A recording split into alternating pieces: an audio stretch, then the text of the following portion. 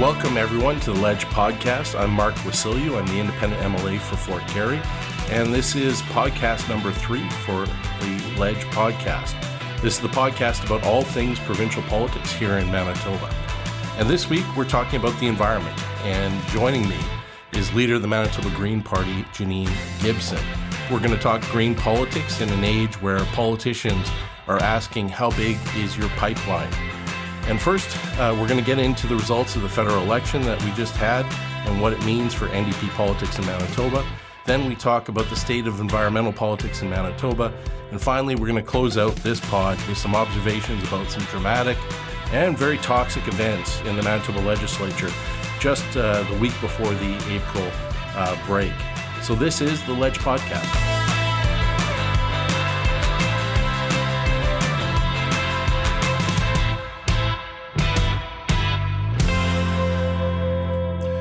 So let's talk about the recent federal election and how it impacts Manitoba politics. Tough night for the Manitoba NDP.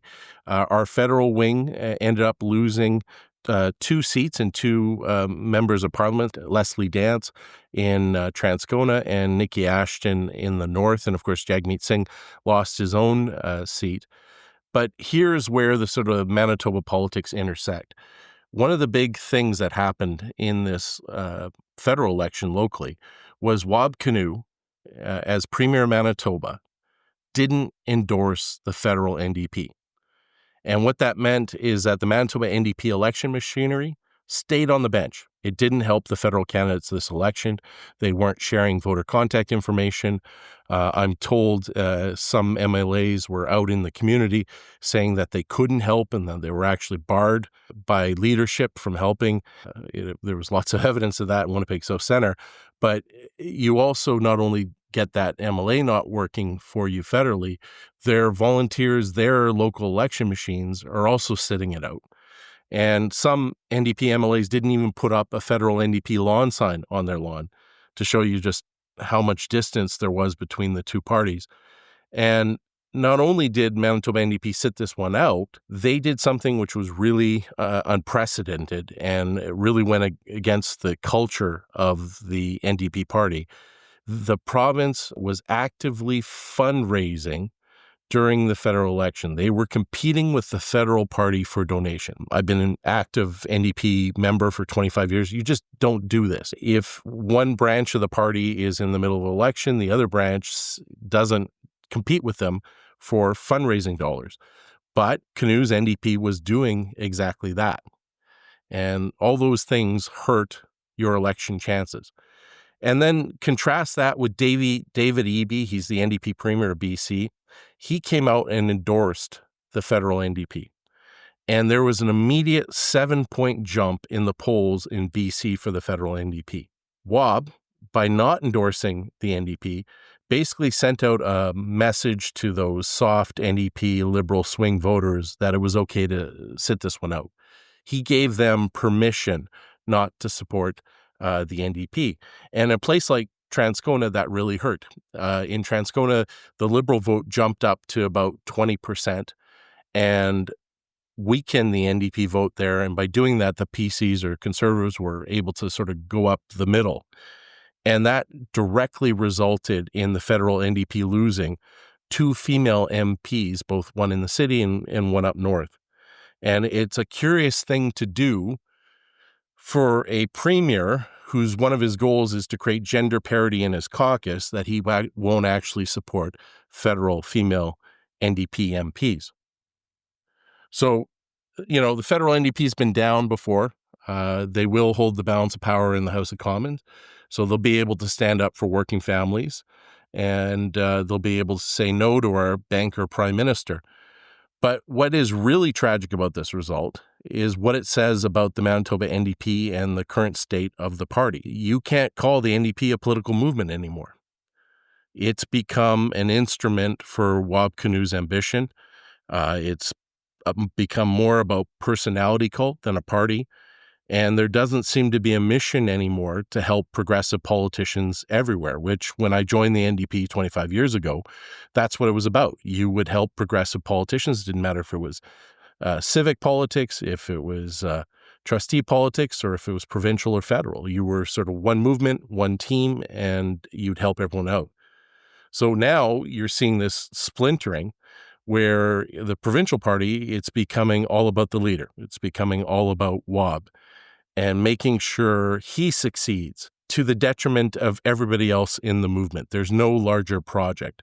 So there used to be the belief in solidarity, and we're seeing with the Wob Kinew party that's no longer exists. So a sad thing about this is there's a bit of lack of self-awareness.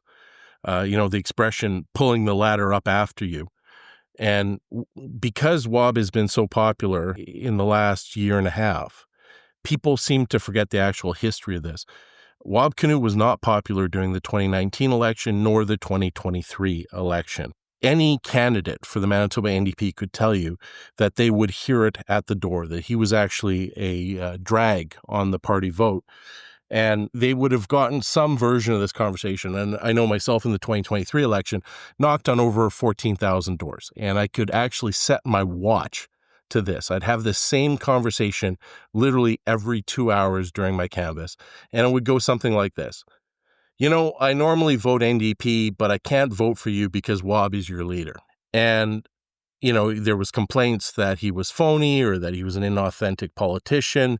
You'd hear people say, well, I worked with the guy, so I could never ever vote for him. Or they couldn't forgive him about his past. But whatever the reason, it always came down to the fact that they supported NDP policies, they supported the local candidate, but they couldn't support him as leader. Now, things changed. You win decisively in the 2023 election. People seem to forget their old stance. And that election wasn't so much the Wob Kinew winning. It was Brian Pallister and Heather Stephenson losing. And people were voting against the government, not necessarily voting for Wob. But everybody likes a winner. There's a bit of a euphoria that things were going to be different under Wob. People got excited. The government actually looked and sounded different, and it provided people with some hope. But at the end of the day, that was public relations. There was no substance behind it. So the more people that see that the emperor has no clothes, the more Manitobans are going to actually take a critical look at Wob Kinew. And you could ask yourself why, after 2 years in office, healthcare has gotten worse. Why has Manitoba been drifting when it comes to education policy? Why does Manitoba go backwards on the environment? And why is the government taking the housing crisis less seriously than it should? And you just don't see the government having any urgency with mental health, addictions, and crime, and cost of living. Our groceries are more expensive than they ever been, and they're the fastest growing prices across Canada. And where are the childcare spaces that they promised? So back to the federal election, I think that Wob Kinew has a lot of help becoming premier. And once he climbed that mountain, he quickly slammed the door behind him. And it's troubling, I think, to a lot of progressive voters that he refused to help others after him, including the broader progressive movement. I mean, he had a huge pulpit as the premier of Manitoba. And you're seeing him take care of himself and ignoring all other sort of progressive politicians. So Manitoba, that's very much not the change you voted for.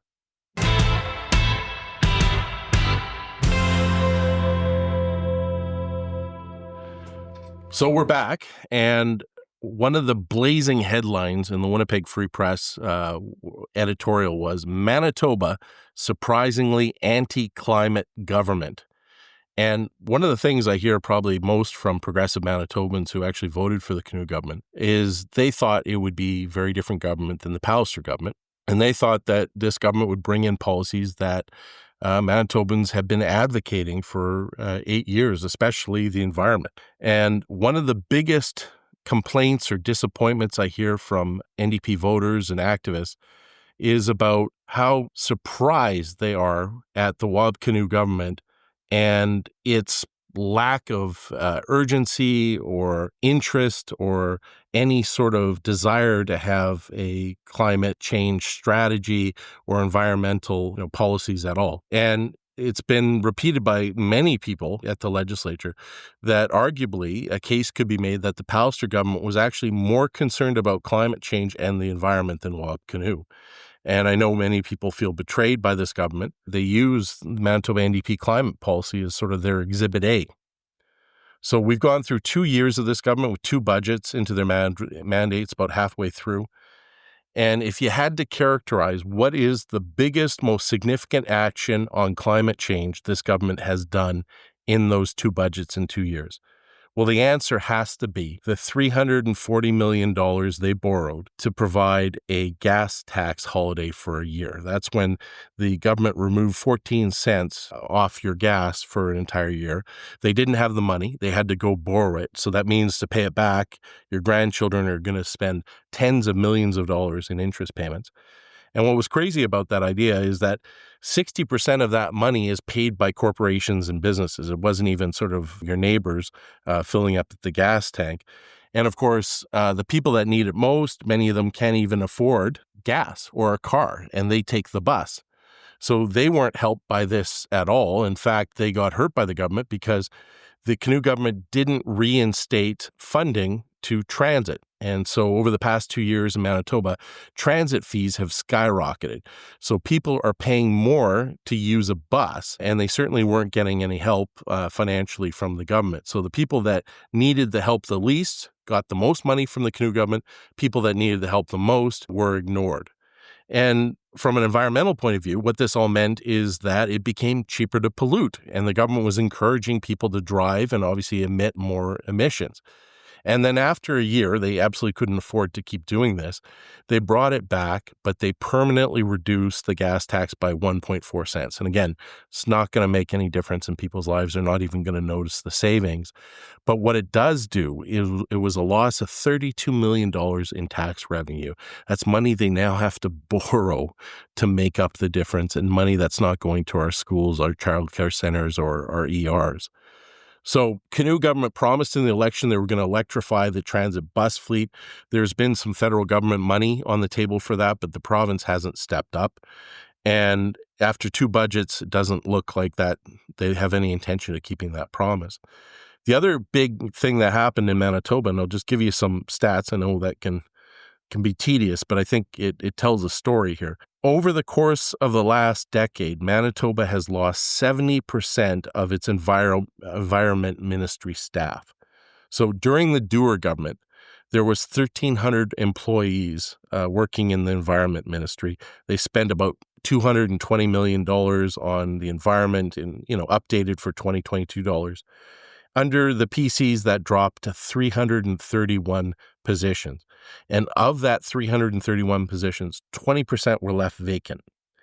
So just to give you some sense of how much the budget dropped, in 2023, the environmental budget dropped to $134 million under the PCs. So then Wab Kinew takes over, and it dropped even further. First year, it was $110 million, and then this last budget, it's gone up slightly to $117 million.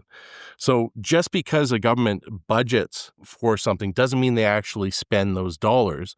And in the last budget, what was really interesting is that the Environment Ministry didn't spend their entire budget. In fact, they were the only government ministry in Manitoba that didn't spend $16 million, and they handed that back. So the government announces we're going to spend, X dollars, but they don't actually spend it. And so this isn't a government that is, focused on the environment, not putting any money on it. Now, the province also committed to setting aside 30% of land for non-development in its 30 by 30 promise. Manitoba currently has about 11% of land that's set aside, and that means it needs to set aside 19% of Manitoba landmass in just 5 years. And the budget had no money for this for the last 2 years. So, they got 5 years left to make this promise, and they're not even started, and they haven't put any money behind it. So not off to a great start. We haven't seen the Kinew government hiring back environmental staff, certainly not anywhere close to 1,300 people. And we continue to see the department underfunded, even more so than when the PCs and the Pallister government was in power. And even if they do announce spending on the environment, they're often clawing it back and not putting any money into it. So that brings me to the what I call the weirdest betrayal in Manitoba when it comes to the environment. It's the carbon tax saga. And not everybody knows all the details. Now, carbon tax is not the only way to reduce emissions. You can use regulations, you can put emission caps, they work as well. Most governments don't want to do that. So what happened with the carbon tax in Canada, it became symbolic. So if you were a person who was serious about the environment, you supported the carbon tax. If that was not something you were concerned about, you opposed it. But in Manitoba, we actually have a bit of history that hasn't been outlined by the media, and they haven't really talked about it, which it's important context. So on June 2nd, 2019, just prior to the 2019 election, Kinew came out and promised, as a signature part of his environmental policy, that he was going to put a price on carbon if elected. And here's the kicker. He said that he would even do it if the federal carbon tax was scrapped. So you got that. Even if the feds took off their carbon tax, Kinew was going to bring one to Manitoba. Now, they also pledged at the time that they were going to pass a law to require Manitoba to cut carbon emissions by 45% by 2030. Again, 5 years away, and for us to become carbon neutral by 2050. Now, again, in government, 2 years in, 2 legislative sessions done, there has no law been tabled, no indication they're going to table, and there's nothing that's actually going to force the province of Manitoba to do anything serious about reducing carbon emissions. So we had Kinew in 2019 as a carbon tax warrior. Fast forward to October 2023, he's now elected, and he gives a direction to the cabinet to wean Manitoba off gas-fired power plants by 2035 and to create a plan to make the province entirely carbon neutral by 2025. And he also promised to create a roadmap to meet net zero targets by 2050. Okay, again, 2 years in, no roadmap. And the whole thing about him saying we're going to get off gas-fired power plants in 2035, well, there's news for you. In February of this year, Manitoba Hydro applied to the Public Utilities Board proposing to spend $1.36 billion on a new natural gas-powered hydro generation station. So the minister is asked about this, and he didn't rule out natural gas. If you follow this, the Kinew government is proposing to spend billions of dollars, which would take years to build, on new gas-powered hydro plants that they claim they will shut down by 2035. So obviously that doesn't make sense, and something's not adding up. Either they have no intention to keep their promise about gas-free by 2035, or they're about to waste billions of dollars of Manitobans' money on a gas plant that they're only going to use for a few years. So either way, it doesn't make sense. It's just madness. So back to the carbon tax. So we had Kinew was for it, even if the federal government was going to get rid of it, and he was going to bring it in for Manitoba only. And then last March, the federal Conservatives, Pierre Poilievre, he was way ahead in the polls. It looked like he was going to be the next prime minister. And he was, of course, going around talking about axe the tax. So Kinew is now saying during this period of time that Manitoba should get credited for having clean hydro electric grid, and the gas tax shouldn't apply to Manitoba. That was the exact same thing that Pallister used to say. He wasn't saying that a carbon tax shouldn't exist, just that it shouldn't exist for Manitoba. So then he meets Poilievre on March 28, 2024, and it must have been some meeting, because they immediately announces after that meeting he was now asking Ottawa to move the carbon tax for everyone, and that was a massive change of position for him. 3 days later, he meets the Prime Minister Trudeau. Imagine that meeting was awkward, and the Prime Minister challenges Kinew and says, well, okay, great, if you oppose the carbon tax, what would be your credible alternative? Which is a fair question. So Kinew says, well, I'll take you up on that challenge. And then, of course, he never speaks of it again. He never releases a plan, never says what his credible alternative is, and he still hasn't to this day. So 2 days later is his first budget in Manitoba, and the press ask him, well, so what is your credible alternative? And he says, well, it's in my budget, which is being released that day. You can't make this stuff up. In that budget, he goes on to announce that he's extending the gas tax holiday, doing exactly the opposite of what would be a credible alternative to the carbon tax. The only other sort of new initiative is EV rebates, which nobody would say would ever get us to net zero. So no credible alternative, no plan. Manitoba was moving backwards. Fast forward again. Trudeau is now gone. Carney is prime minister, and Mark Carney axes the carbon tax. And there's two carbon taxes. There's one that is a consumer tax that's on your home heating and on your fuel at the gas station. And that's the tax that everybody was very upset at. There's also one on big polluters, industrial carbon tax. Now, this one, people actually support. The industry supports it because they makes them more competitive. They invest in technology to make their operations cleaner. And many trading jurisdictions, these are big companies, so whatever they're making is usually crossing a border to sell in some other country. So places like the European Union have what's called their border adjustment tax, which is coming in, which if you don't have a carbon tax, they will slap sort of a tariff on your products, making them more expensive because you haven't got an incentive at home to make sure your products are efficient and use the least amount of CO2 as possible. So the businesses know this. They've planned for it. They're ready. They want to trade into the EU. So they support this. And Manitoba gets about $5 million in rebates every year from this industrial commercial carbon tax. So it's a very different category than the consumer tax where people would feel it, in their pocketbooks. People wouldn't even know that this is happening. So October of 2023, the Kinew government now comes out with a position that they are opposed to the carbon tax. And they're asked about, by the Conservatives after the Carney government axes the tax, whether or not they support the industrial carbon tax. And they come back and say, you know what, we oppose all carbon tax. And they left it vague enough that that would mean both the consumer and the industrial. If you're keeping a score at home, here's what's happened. Wab Kinew promised to bring in a carbon tax, even if the federal government didn't have one. He does a huge backflip, saying that Manitoba doesn't need it, but isn't initially opposed to one existing in Canada, to going full circle and adopting the Pierre Poilievre position that he's opposed to all carbon taxes, even though that big industrial companies aren't opposed to the industrial carbon tax. He says that he has a credible plan to reach net zero, but he's not telling anybody.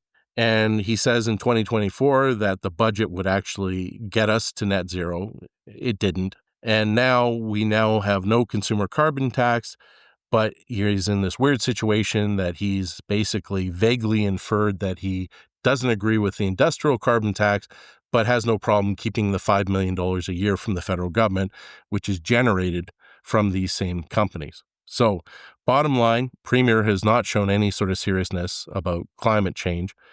We have no law to get us to net zero. There's no plan. And what the Premier believes on climate literally changes by the day and who the last prime minister he speaks to that week. So it's not just carbon tax, which is an issue. There has been some dramatic changes in Wab Kinew's policies when it comes to the environment. The next thing that's been in the news lately is the gas pipeline to Hudson Bay. There's a proposal longstanding that we should be exporting oil and gas to Europe, and we should be sending pipelines across Manitoba up to Hudson Bay and then ship it out by, steamship. So in 2020, Premier Pallister came out and was musing about building a gas pipeline to Churchill to transport Alberta oil and gas to Tidewater. In opposition, Wab Kinew said this, and I quote, "We oppose building a pipeline to Churchill that would put the community, the environment, and our vulnerable polar bear species at risk. We're proud to stand with the community who've already rejected this project." So that's pretty definitive that the Manitoba NDP in opposition in 2020 were saying that they were opposed to the pipeline. And I don't think Wab said that. I think it was the environment critic, but it came officially from the party. So we fast forward to April 2025. Premier Kinew is meeting with ambassadors and a delegation from the European Union, And what they're interested in is importing energy products, and you can read oil and gas, from Canada through Manitoba. Now, the Pallister government was going to study this idea, and they set some money aside to do it. One of the first acts Premier Kinew did was actually cancel that study. We're now 18 months later, and he now says for the first time he's open to the very idea that he canceled the study for it. And the Kinew government has gone from opposing pipelines to Hudson Bay because of potential environmental impacts and the lack of community support to now championing it. So CBC asked the premier about, what happens if there's a spill. His response was, well, Canadians are re-examining what must be done in order to grow the economy in the shadow of Trump. So if you translate that political speak, basically Donald Trump is, threatening us, so who cares about oil spills in northern Manitoba? That doesn't sound like somebody you can trust to protect the environment. The other issue that I hear from constituents, and they're wondering why the NDP is silent about this. For those that care about the environment, you'll remember there was a cosmetic pesticide ban in Manitoba. It was put in by the previous NDP government that would ban the use of cosmetic pesticides on lawns. PCs came in, they repealed the bill. And during the October 2023 election, Manitoba NDP promised to bring that ban back. And we've then, again, completed 2 years of legislative sessions in the government of Manitoba. No legislation has been announced. Nothing has been brought to the floor. And it looks very likely that this government is no longer going to keep that promise. And I think they have some explanation to do about why they're not going to bring in a ban on cosmetic pesticides. And then finally, we come to their signature environmental promise. Do you remember that they promised to convert homes from gas to geothermal? It was a major plank in their last election. Premier mentioned it in his first throne speech as a priority. And just to remind people what the promise was, he campaigned on a promise to connect 5,000 homes to geothermal over 4 years. It would cost $130 million. The province would have to spend $34 million annually for each year for 4 years. That works out to about $26,000 per home. And he promised that would create 1,000 jobs. Now, budget 2024, it gets tabled, no money allocated to geothermal. No homes have been converted in 2024. Budget 2025 comes and goes. Again, no money allocated for geothermal conversions. So if the government is going to keep its promise, they now need to spend in year 3 of their 4-year mandate $100 million next year, and they have to convert in a year 3,725 homes to get back on track. This promise is not going to get kept.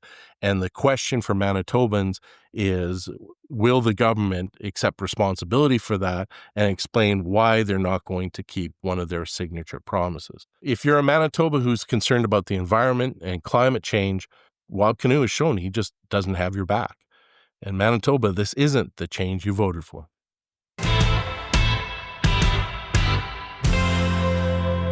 It's a great honor today to be joined by Green Party co-leader Janine Gibson. I want to welcome you to the pod. Thank you. Thank you. That's very sweet of you. And so we just finished a federal election. Yeah. 2 largest right-wing parties were battling it out as to who could build the biggest oil pipeline and who could best stand up to the conservative U.S. president. And that seemed to suck all the air out of the room. Yeah. There was very little discussion about anything else, especially the environment. And obviously a tough election for progressive politicians, especially ones that are concerned with the environment. So I want to start today with your thoughts about the past federal election, how the Greens did, how environment disappeared from the conversation. Well, thank you so much. Thank you so much. It's a pleasure to be here with you, Mark. I think it's just the insanity of the times we're in. We're in an intense time of change. And I think the fear factor being wrapped up by sort of mainstream issues like affordability. I mean, people are having a hard time, and there's a severe level of addiction and mental health issues. And so every family I know is under pressures of different sort.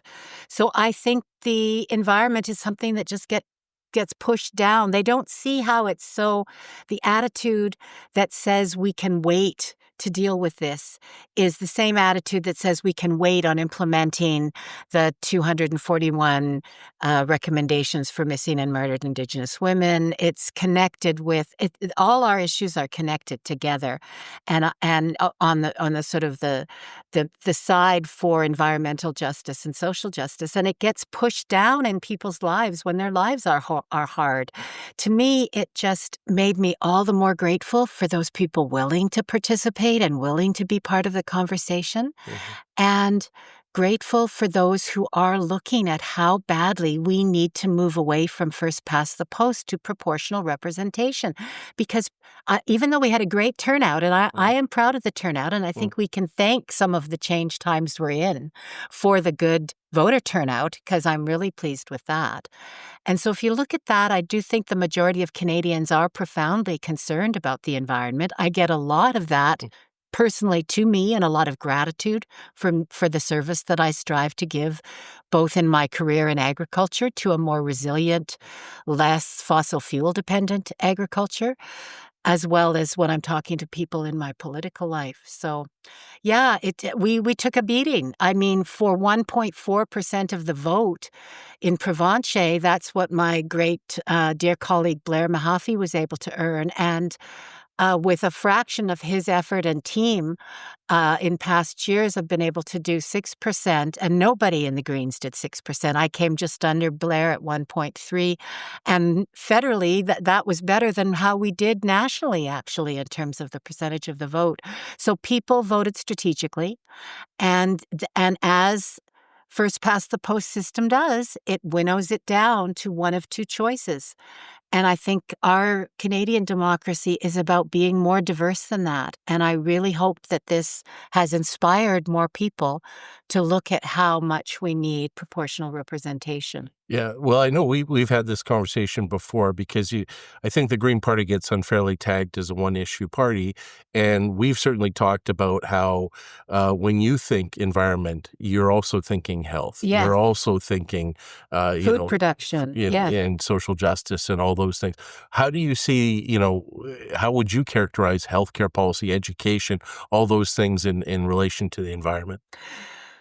I think there are a certain number of people that remember the environment and say, how can we minimize single-use plastics? I mean, in the healthcare section, we've got so much use of single-use plastics, and the level of recycling is really difficult, as it is in almost every area that we look, because the resources are not there. We're still giving too many billions of dollars to oil and gas and to big corporations to really invest in the kind of health care Tommy Douglas knew that the women and the children and the poor of Saskatchewan needed desperately. And again, another example of a minority government that was able to respond to the people, why we should be working towards proportional representation, because I am not challenged by different voices. Our differences can be an asset that help us problem solve and work more strongly together. So with that attitude, the green attitude of bridge building, that all of us are smarter than any one of us, is how I look at healthcare, in that it's such a huge work opportunity for Manitobans. I think we've been losing our nurses for a long time to areas where they're not overworked as much.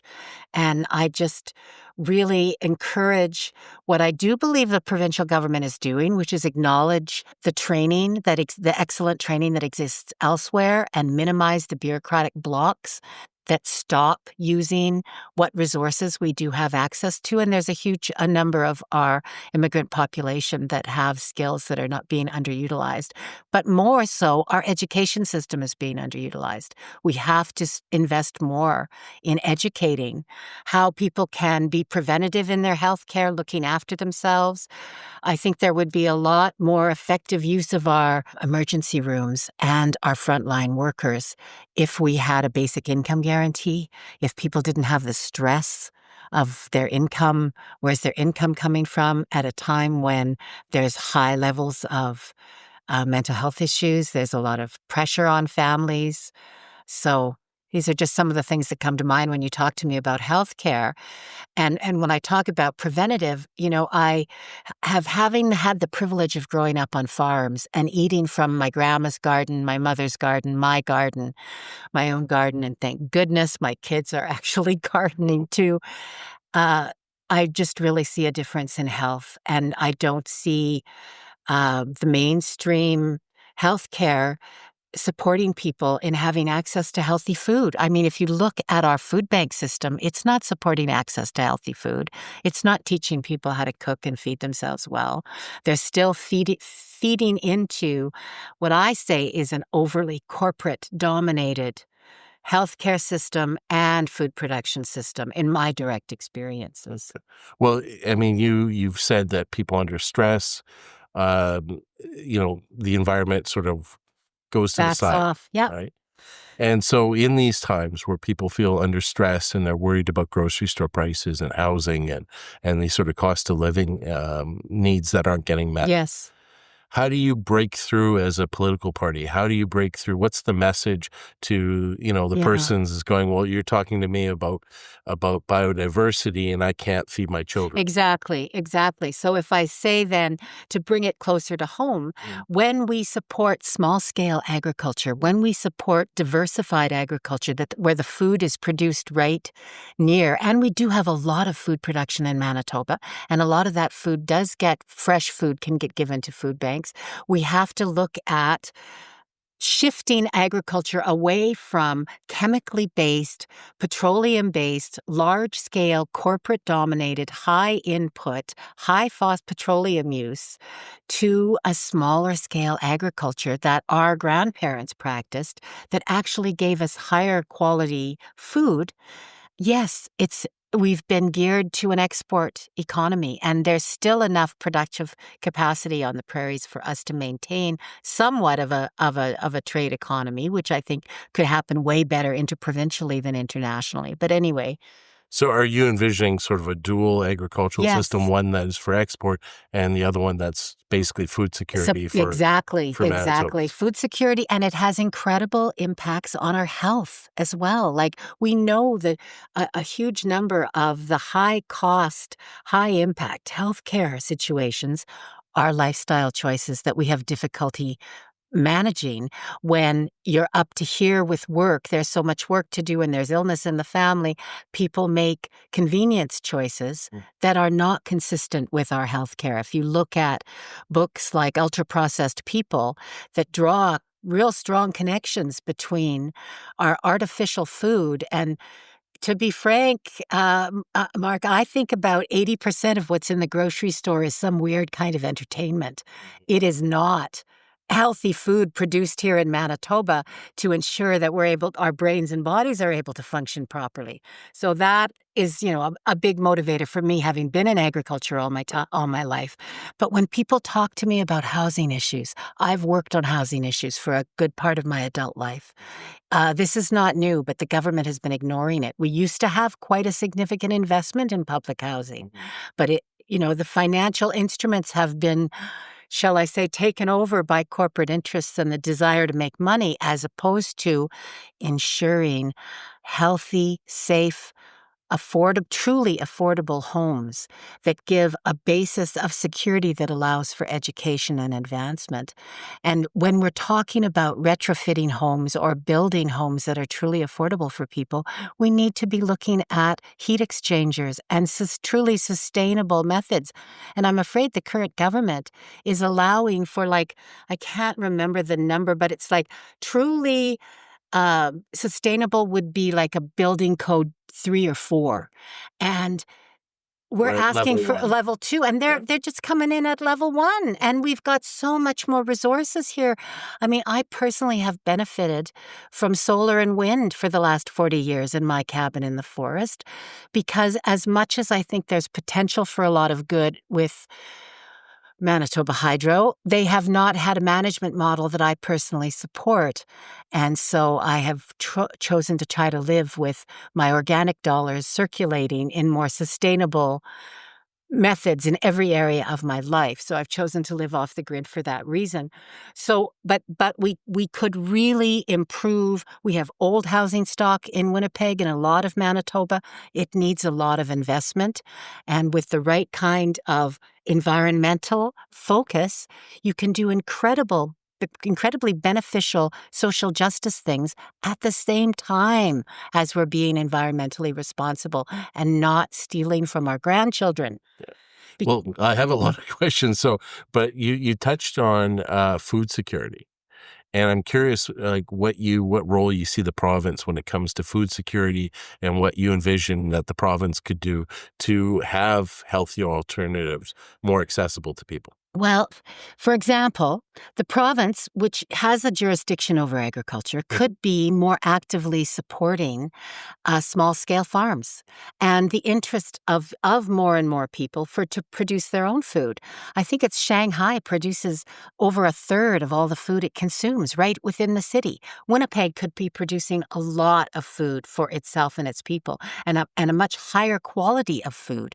So yes, agricultural policy at the provincial level, it's very much eggs in the big corporate basket and following the Keystone Producers way. And we're not just corporate production. We have to be looking at the state of our soils and the healthiness of our ecosystems, the healthiness of our watersheds, Mark. And this clear cutting to promote big ag is causing huge flooding issues. It's causing huge, I see an opportunity, a green perspective is to invest in like a green young Canadian council that would be out there with emergency preparedness, planting trees, replanting the shelter belts that have been taken down that were planted to protect us after the dirty 30s. It's like one generation plants knowing how important trees are, and then other generations want to make it easier for their equipment to turn. Like, let's talk about residual soil moisture and how you deal with a drought. And so I spend a lot of time supporting farmers in how to build their soil quality so they can have better production, so we can have food security locally. So right now it's very much skewed to large scale. There's no tax incentive to save wetlands on your land and promote the biodiversity. There could be. We could charge clear cutting. You want to cut down that shelter belt, you got to pay because you're taking away from the community all the environmental services that bit of forest does. We just had a real success with saving the LeMay Forest, and much gratitude to all of the wisdom keepers and relatives that were involved in that, because I think people minimize and don't realize how dependent we are on a healthy, functioning ecosystem. And that's watershed, that's forest. Yes, there's an important role for food production, but not when you're devastating the biodiversity. And I know it's hard for people, but hopefully I've made that connection with local food production. And then you do get like a program that I was so proud of, was called Growing Up Organic. We had over 26 schools and daycares on our waiting list because we would take, say, an organic cracker that was maybe just a little too dark but still super tasty, and we would get that from the local producer into the daycares, into the after-school programs. So we're not feeding our kids red dye number 4 that was recently banned. My daughter was like, "Mom, you've been telling me not to eat that crap in my candy my whole life. They finally caught up to you." And the daycare people and the school people know that children need a healthier, purer diet. And we were happy with a small local chapter of Canadian Organic Growers, our Organic Food Council of Manitoba, to make that bridge between our local food producers and getting it to our kids. Because Europe does that. Europe prioritizes, they prioritize agriculture at 25, organic agriculture at 25% of their food production. We're barely at 1.5, 2, and we don't have any supports. Prior to the recent change in the states, every state had a discount that they would pay towards their local organic producers. They know organic is a dynamic, I think it's $9 billion in our Canadian economy. It's a dynamic aspect of our agriculture that still gets ignored. We get crumbs compared to what's invested in chemical agriculture. And we are lower fossil fuel users. We have a third the greenhouse gas emissions. People don't realize the food you choose really is a very political statement about how the environment is treated, how animals are treated, how people are treated. Right. Well, I wanted to explore you about supporting small agriculture producers, because one of the issues in Manitoba, and we don't talk about it enough, is our farms, our family farms are disappearing. They are Breaks my consolidating. heart. They're getting Absolutely. bigger and bigger. It is now not unusual to have farms that are 10,000 acres that are factory farms. Destroying our rural communities because that's the the thing. people are just not there. Right. But yet so many of us want to live close to nature. There's so many psychological studies that show it reduces our pain to look at a tree. People in hospitals, if they have a window, get better sooner and need less pain medication. We all know, you've got your cabin, I've got my farm in the country. Being close to nature heals us and helps us deal with the stress of being alive in 2025. But you're basically talking about repopulating rural Manitoba because It's been depopulated. It has been depopulated. The agricultural policy to support this kind of amalgamation and out of not just out of province, out of country buying huge amounts of land, really needs to stop. And we need to be primarily producing food for ourselves and other provinces because, we don't grow we grow some great apples in Manitoba, but not as much as they do in BC. And they sure appreciate our grain and our lentils and all our legumes. So, there's a lot of room. We still could play a role, I just know in my heart people do not want to be poisoned in their food. They know that chemical agriculture puts a lot of, Roundup has been declared a carcinogen. It truly is. And I can't tell you how many organic farmers became organic because they got doused in the chemicals they were using and their bodies wouldn't let them do it anymore. Or their partners, their wives wouldn't let them, they wanted them around. So yeah, the chemicals in the environment are huge. Well, let's talk a bit about you, because I don't know how much Manitobans know about you. So you became leader in March of 2023 of the Green Party, and you've had about 2 years on the job. You've obviously been involved for years with the Green Party, and you've been a community activist. You have a great community resume. Thank you. So why did you decide to run for leader? Well, quite frankly, my son didn't want to talk about politics with me anymore. I think he'd been influenced a little bit by his time on the oil field, if I can be perfectly frank. And I wanted to talk. So in your family, if your family members get tired of you talking about certain issues, then it's time to my dad used to say, pick your audience, Janine. So I thought, well, who wants to talk about this stuff with me? Because I can't. In my work, Mark, I have to inspect to a quality standard where people who are working so hard to produce organic food have to dot every I and cross every T. And so I am in a role where I'm asked to hold others accountable for their actions. And so I work hard to hold myself accountable for my actions. And I thought Manitoba needed a Green Party strong enough to hold the dominant parties accountable to their actions. And I just wasn't seeing this. I don't know if you remember Myrna Phillips, she goes way back, but she was a feisty woman and I really liked her. Sort of get down to it. Here's the truth. And so I worked hard for her in the inner city of Winnipeg, pulling the vote and in many elections and getting people out for the social justice issues she stood for.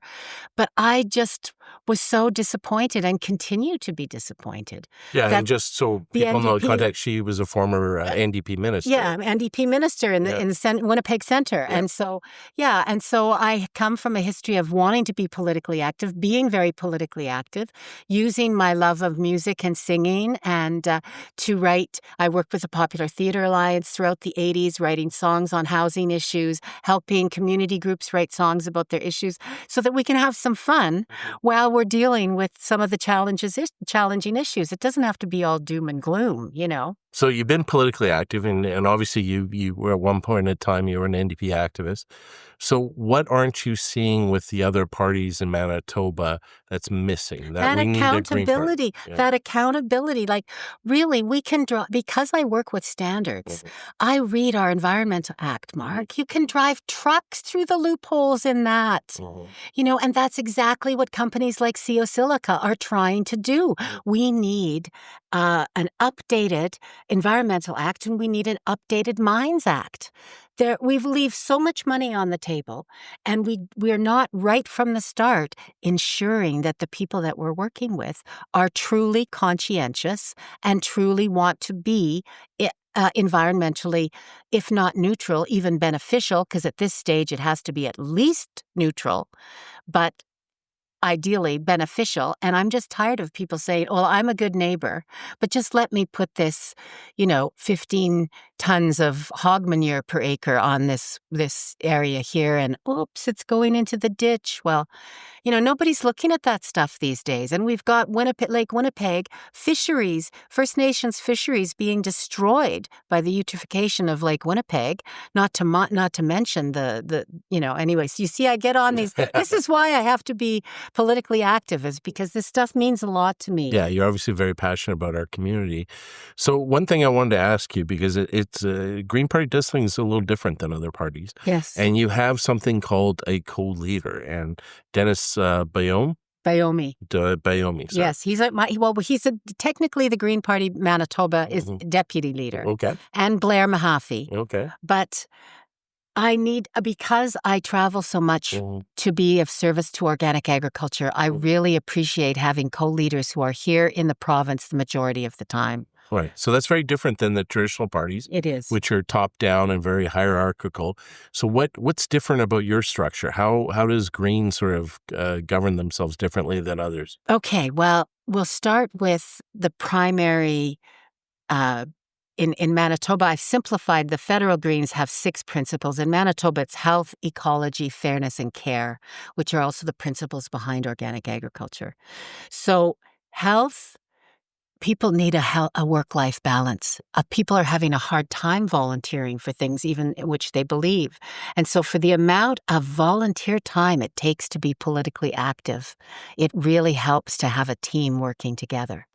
And I think that also reflects our desire to move away from first past the post, which is very much like might is right in its thinking. There's more of us, so we get the say.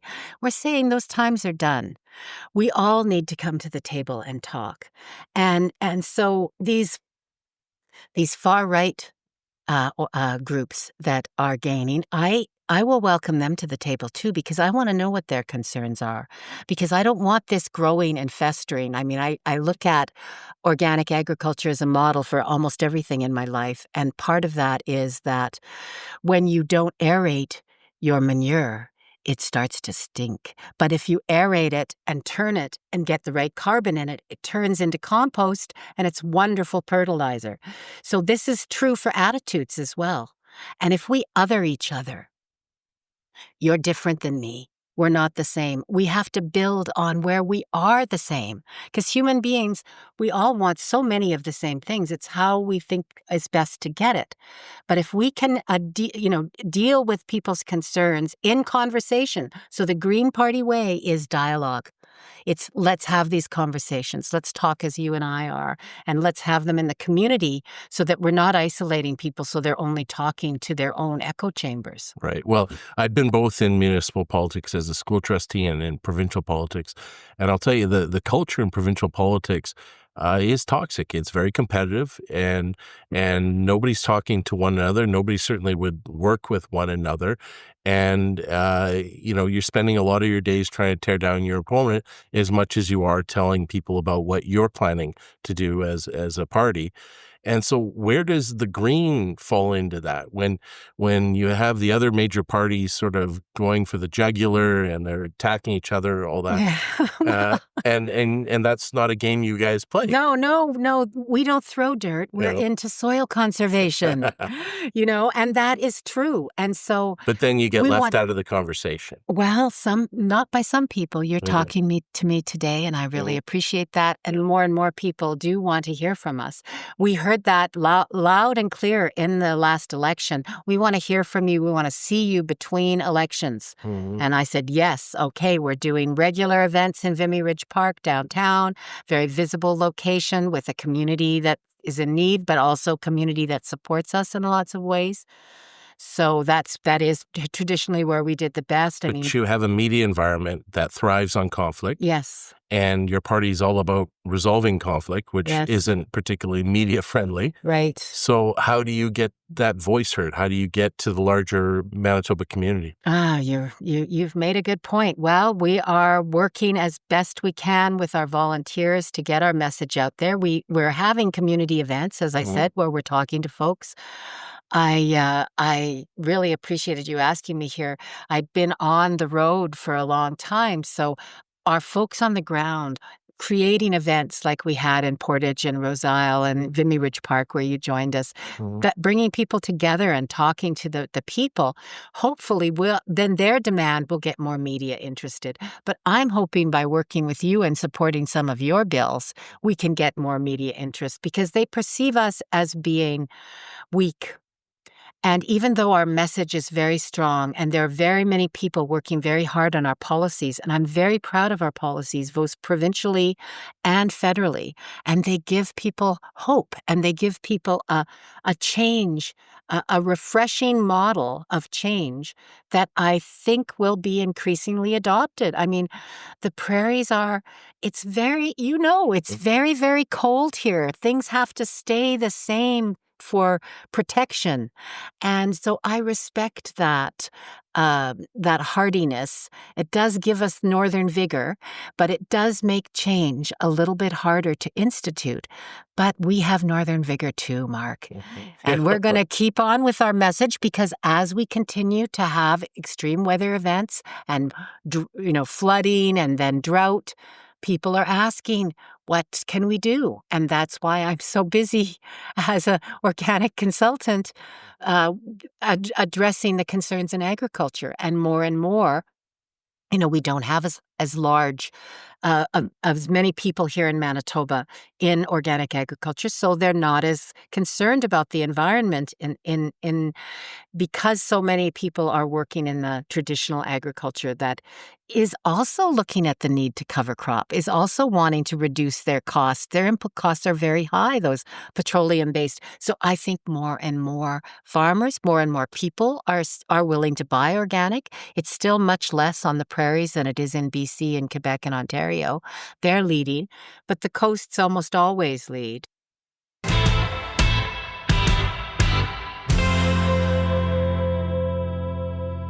So Manitoba Legislative Assembly has a reputation for people behaving badly, and probably one of the best definitions or descriptions of the place I've ever heard is that it's a toxic playground for broken people.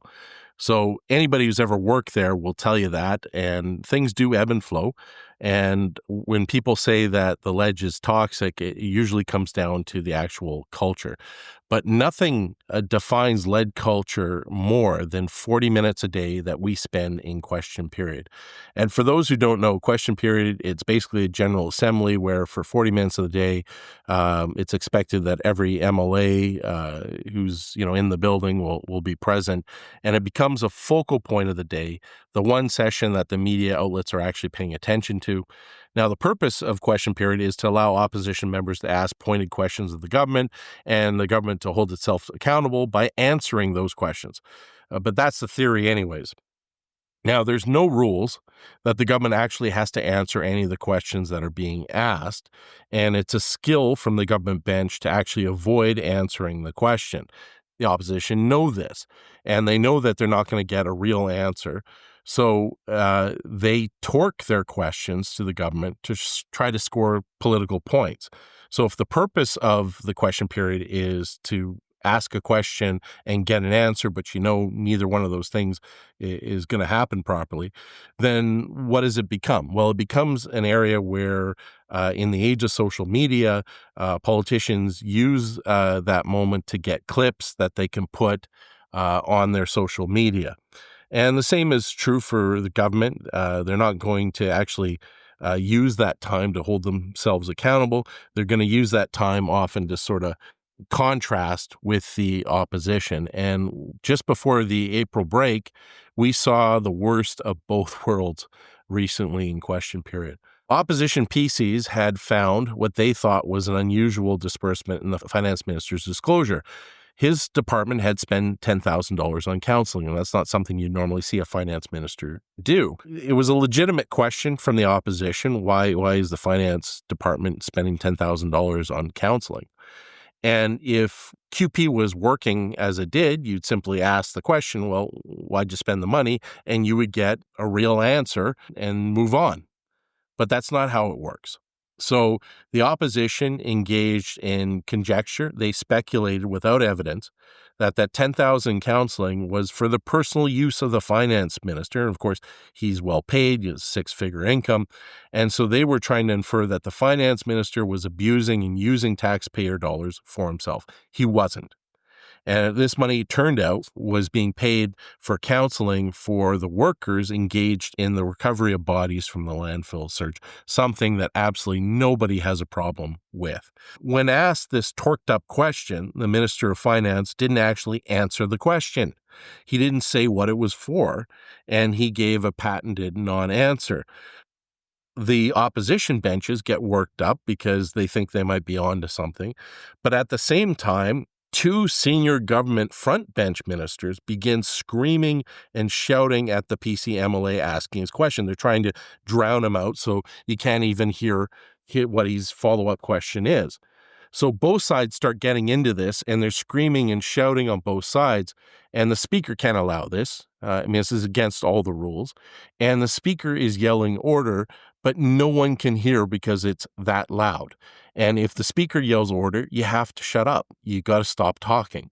But these two ministers had their back to the speaker, couldn't see him or hear him, and they kept on, and they were making question period basically about themselves. So the speaker does the next thing he has to do. He gets to his feet, and he's now screaming order at the top of his lungs, and the two government ministers are ignoring him. And it is, when it comes to parliamentary custom, when the speaker stands, everything has to come to stop, and that means everybody calls to order. You cannot ignore the speaker. You cannot continue. The House completely lost control. It was chaos.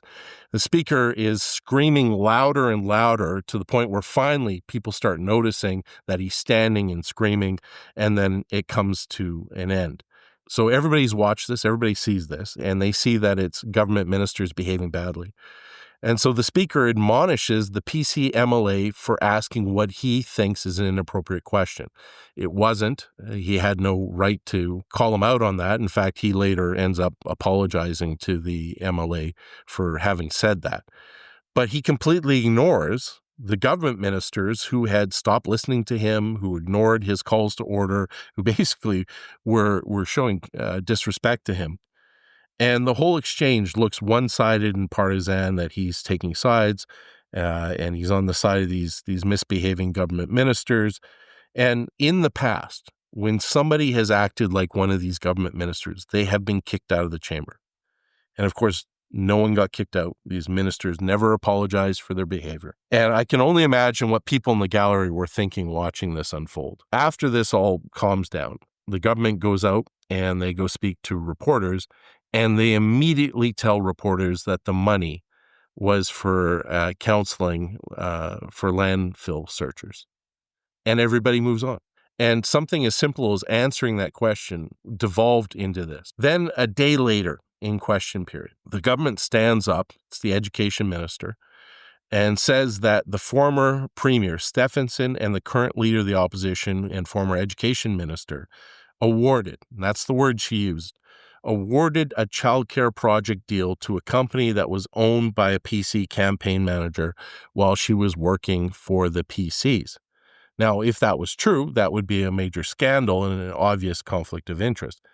But the point is, it wasn't true. CBC reported on April 25th, 2025, that the province never contracted with the PC campaign manager's company. What had happened was the province had contracted with a corporation which was partially owned by a number of rural municipalities, and it was that corporation that contracted with the PC campaign manager's company.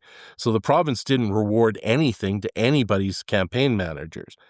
But other than the fact that what was said in the House was completely wrong and cast aspersions on somebody that shouldn't have, what happens next in the conversation is actually the more interesting part. CBC says that they had been investigating this business deal for about a week and that they had spoke to the minister about it at the Ledge. And in an interview on April 10th, they asked the minister about it. And according to CBC, they said this. The minister didn't appear to know much about the daycare project. And they asked her details about this daycare project, and her response at the time was, "I'm not here to question the decisions made by other governments." So days later in the House, she does exactly that. She misrepresents what actually happened. She basically attacks somebody who can't defend themselves and casts aspersions on something that just a handful of days earlier, she had no clue even existed and had no idea anything about. So it goes back to this government having very much a credibility problem. When they get into trouble, it's usually because they are dealing with accountability questions from the media.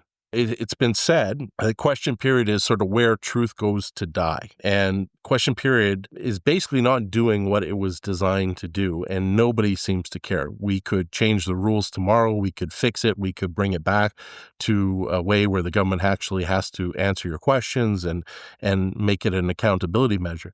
You know, my benchmate, Kelvin Gertson, who's a senior MLA, sort of dean of the legislature, his take on question period is that it's about morale. It's about one side sort of hurting the morale of your political opponent. And that may be. And that's an interesting take. And I can see after, 25 plus years there, how we got to that conclusion. But if that's the case, that's no useful government or public purpose for a question period. Manitobans aren't better off after a 40-minute daily cage match where both sides hurl falsehoods, torqued up questions at one another, where MLAs are literally screaming and yelling at the top of their lungs, trying to drown out their opponent so they can't be heard. And, the culture starts at the top. These ministers were acting out, and they watch what their leader does. And if the leader doesn't like how they're acting, they can shut it down instantly. And we're not seeing that happen. And nobody thinks question period is working or doing what it's designed to do. And so again, why aren't we changing it? Why is this the culture? So I want to read a quote from Hansard of comments that the Premier made during question period. I think it highlights everything wrong with Ledge culture. This occurred on April 7th, 2025. The Premier was being asked questions by Leader of the Opposition at the time, Wayne Owasco, who was challenging Kinew on his promise that he would stop violent crime. This was a promise he made during the throne speech, and the context of the question was he was talking about a young person getting stabbed and robbed using Winnipeg Transit. And instead of answering the question, Premier Kinew starts talking about the upcoming PC leadership contest between MLA Abhi Khan and his rival, Wally Doddridge. So here's what he says, and this is a direct quote. "I'm interested about Wally. He's the one that I haven't dominated in question period yet. So bring him on. Let's see what Wally has to bring when it comes to members opposite."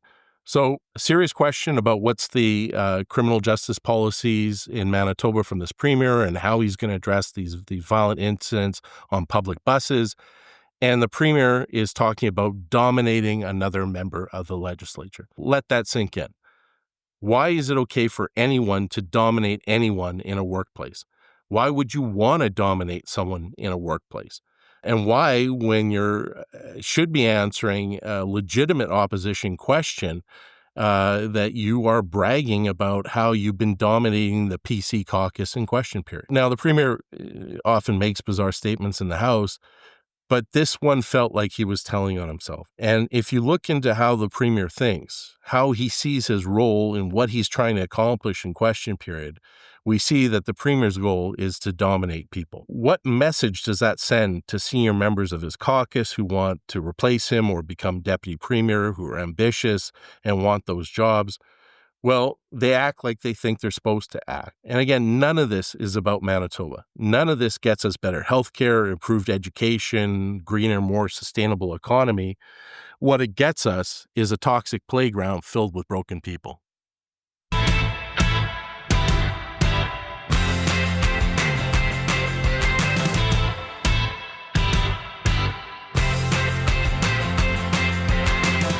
So thank you for joining us again for the third edition of The Ledge. We'd love to hear from you. We're on all social media channels, and you can reach me by email at mark, M-A-R-K, at markwasiliu.mla.ca. And if you have any topics that you want us to discuss, please send them in, and we'd love to help.